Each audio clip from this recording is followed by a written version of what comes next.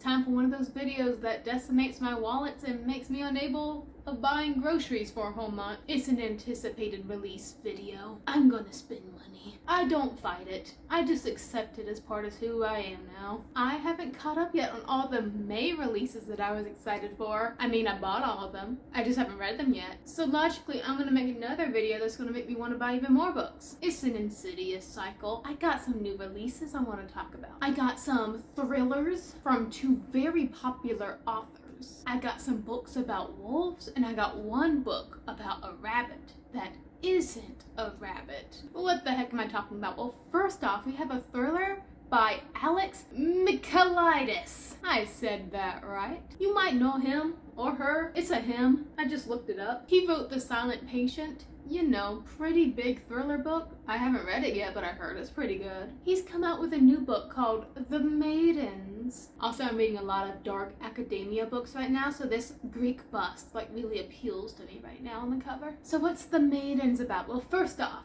this guy, Edward, he's a murderer. Lightning flash. Of this, our girl Mariana is certain. This Edward dude, no good, murderer, and she's out to prove it. But this Edward is untouchable. He's respected. He's got a high-paid job. He's handsome, he's charismatic, and he's a Greek professor. I don't know if he's actually Greek or if he teaches the Greek, but this is just like A Secret History by Donna Tartt. Where the heck did I put that book at? Anyways, The Secret History is about a shady Greek professor. Looks like we got another Greek shady professor. Moral of the story, don't go to college. Just saved you $40,000 a year right there.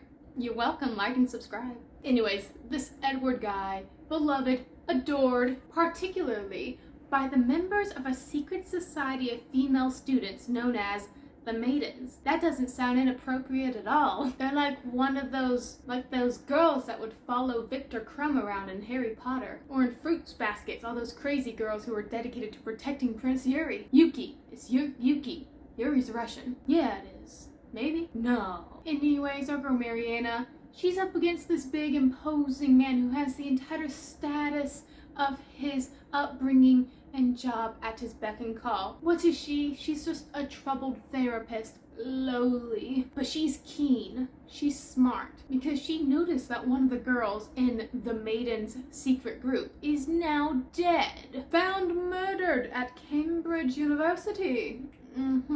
Mariana, who was once a student there herself, is not beguiled by the beautiful facade of Cambridge. She knows the darker secrets that lurks within its hallowed halls. Beneath its ancient traditions lies something sinister, and she is convinced that despite his airtight alibi, this Edward guy is the culprit. But why would such a well-regarded professor target one of his students, one of his admirers, it would seem? And why does he keep bringing up the legend of Persephone? You know, the Greek goddess who kept venturing into the underworld because her man Hades made her do it. When another body is found, Marina's obsession with proving this man's guilt spirals out of control, threatening to destroy the meager scraps of credibility that she still possesses, as well as her closest relationships. But Marina's determined to stop this killer, even if it cost her everything, including her own life. Why is this chick so obsessed? I mean, she's barely connected to the murdered woman. So why?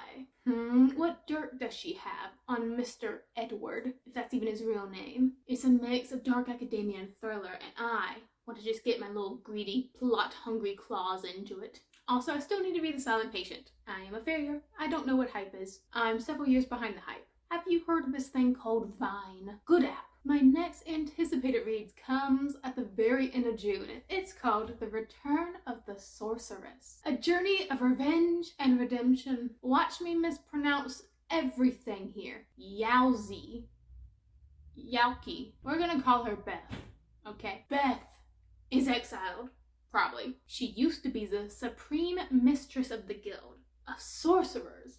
But now she's not. No. She's been booted. But in her booting, she is now being launched into a desperate mission. Her lover and confidant seized her throne, betrayal, and stole the precious diamond heart. Like that thing in, Shark Boy and Lava Girl. And like that thing in Shark Boy and Lava Girl, this diamond heart is the source of all of her power.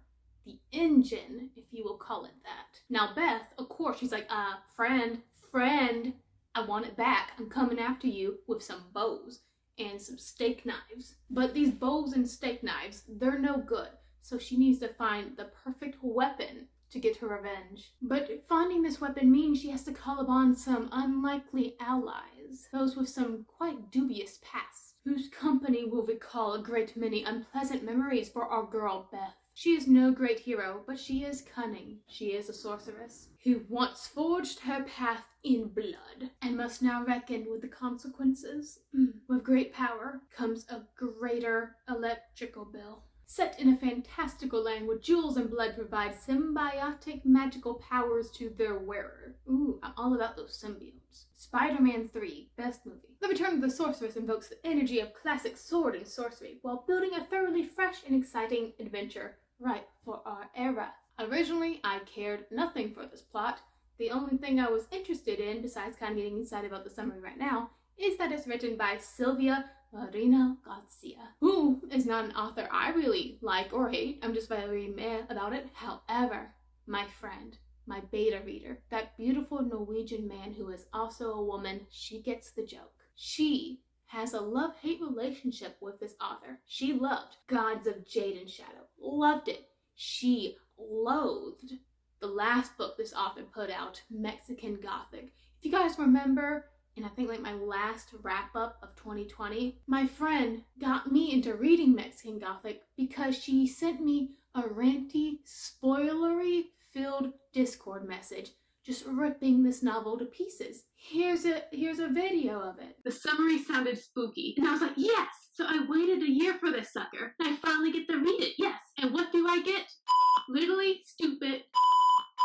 What the crap? I don't get it. Her last book was awesome. It was Aztec gods in 1920s Mexico in a battle to regain the underworld with a forbidden romance. It was everything I didn't know I needed in a book. It was beautiful. And this, what do I get? Freaking I'm so mad. Why? Why am I having such a hard time with books lately? And now they want to make a mini-series on Amazon about it. Why? The other book deserves a freaking mini-series, not this.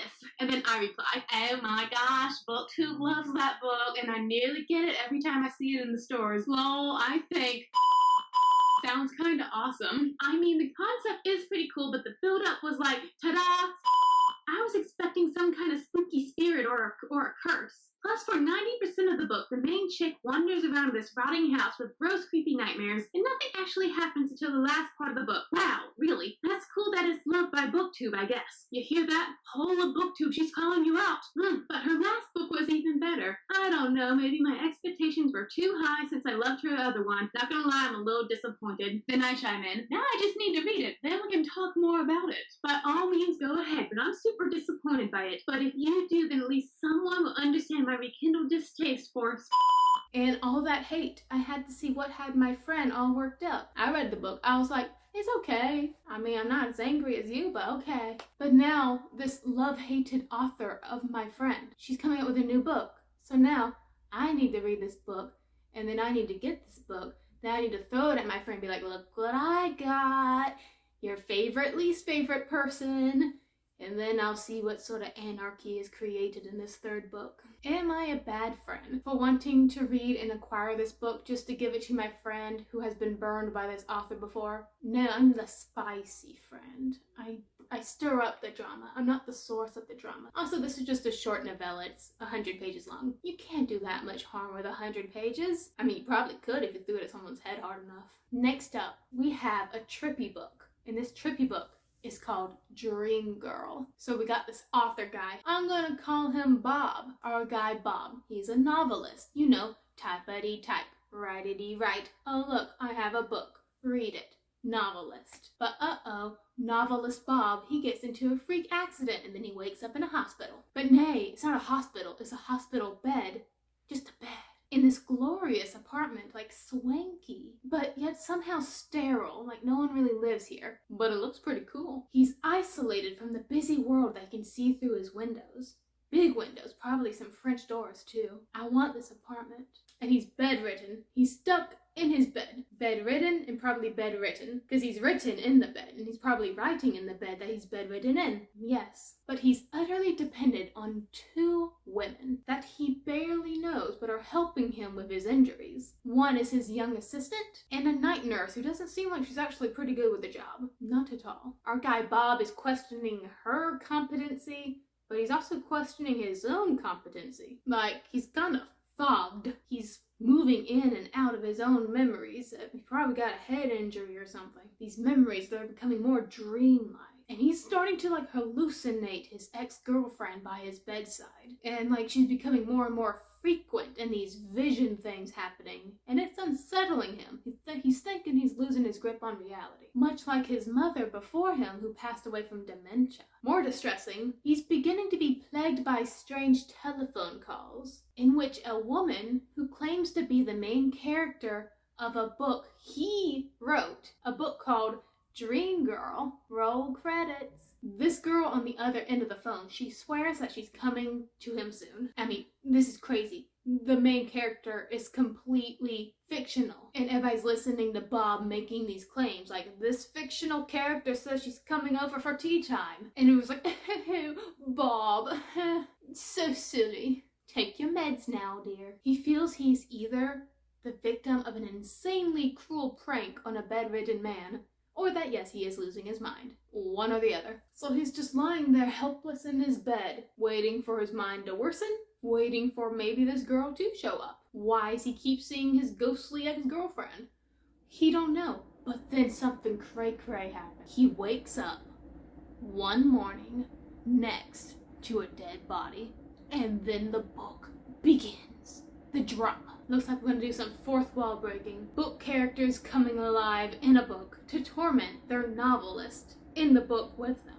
It's a crossover of sorts. I like it. One time I was walking into a bar and I saw the main character of my YA project, Caleb, doing shots at the bar. Now my boy Caleb, he abhors alcohol. Like, it's got some bad memories attached to it. His father's an alcoholic. So my boy Caleb, he don't do the devil's drink. And so me, his author, basically his mama, runs up to him and I'm like, Caleb, what are you doing? You're Caleb. You don't drink alcohol. And he's like, I know what you're going to do to me in later books, Casey. I'm not putting up with this. I laughed in his face.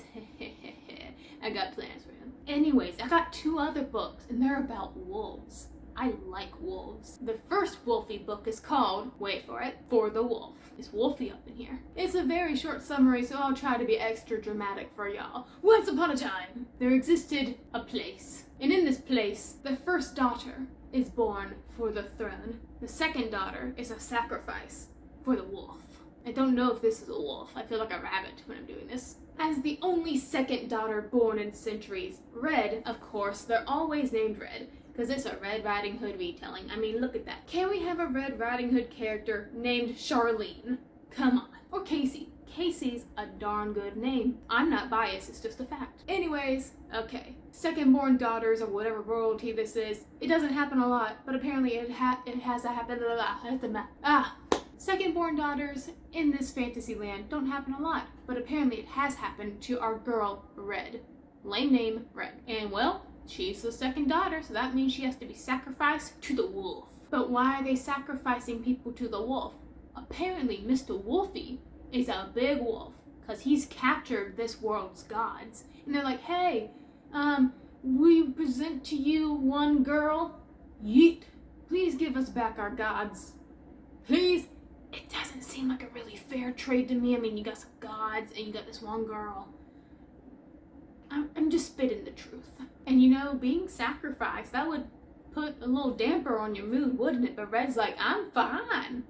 I'm glad to get out of here. Death is a sweet release to her. As a college student, I sympathize. But she's not a college student. She is plagued by a strange and terrible power that seems to bring trouble and heartache to the one she loves. So even though she's going to be eaten by a wolf probably, she's glad. Like, hey, if I'm away from my family, I won't hurt them anymore. We might get our gods back. I am a selfless heroine. Heroine.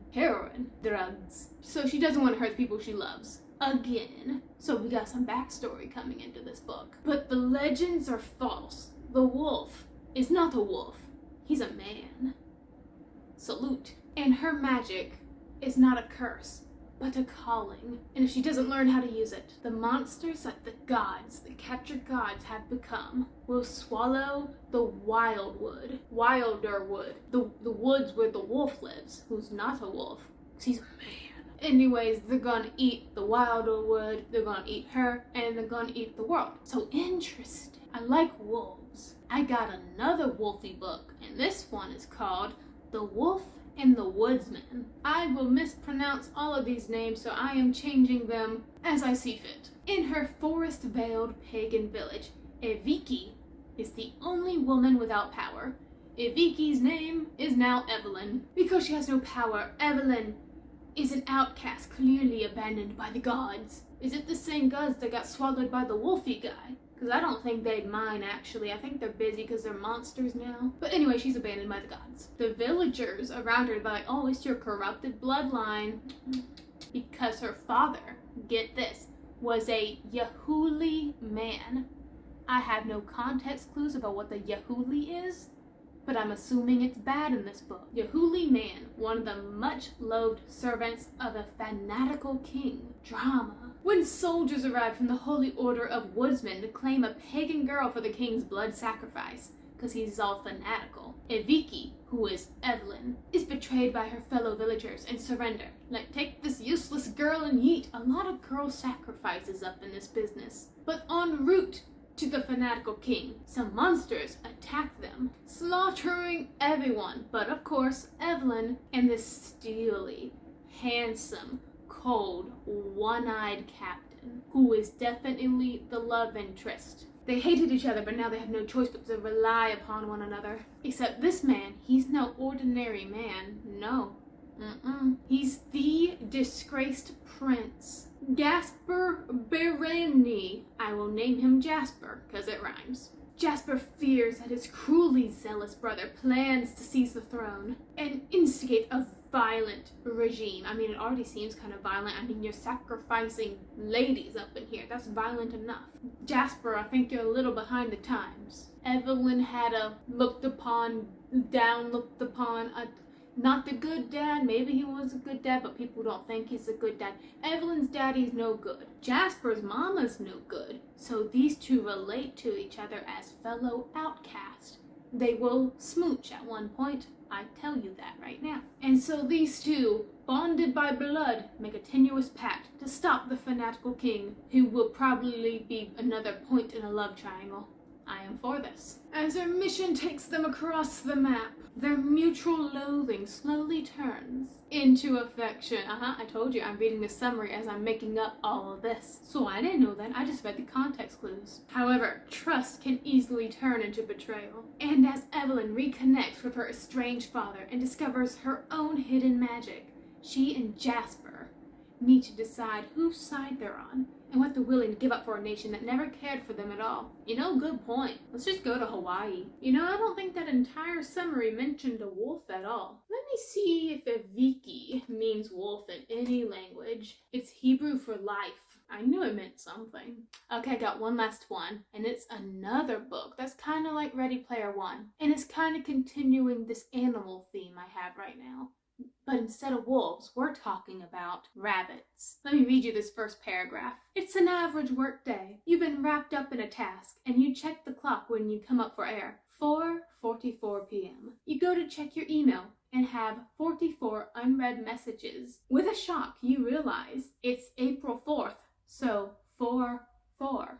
And when you get into your car to drive home, your odometer reads 44,444 miles. Coincidence? Or have you just seen the edge of a rabbit hole? Rabbits is a mysterious alternate reality game so vast it uses our global reality as its canvas. What are those games called when they interact with the real world events? I don't know. Don't really care. This game sounds weird. This rabbit game. Why are you calling a video game rabbits? Are these rabbits I don't think that's fun. Anyways, since the game was first created in 1959, 10 iterations have appeared and only 9 winners have been crowned. Their identities are unknown. So is what these winners won. But it's rumored that they were recruited to the NSA, the CIA, they were granted immortality, vast wealth, or even the key to locking the secrets of the universe itself.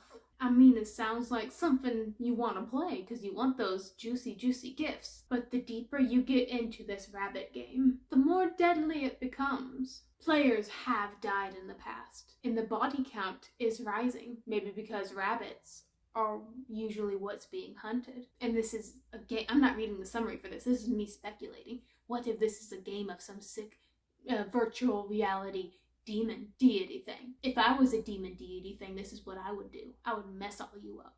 And now the 11th round of rabbits has begun. Meet our main protagonist, K. No relations to KC. Anyways, our person, K, they're obsessed with rabbits.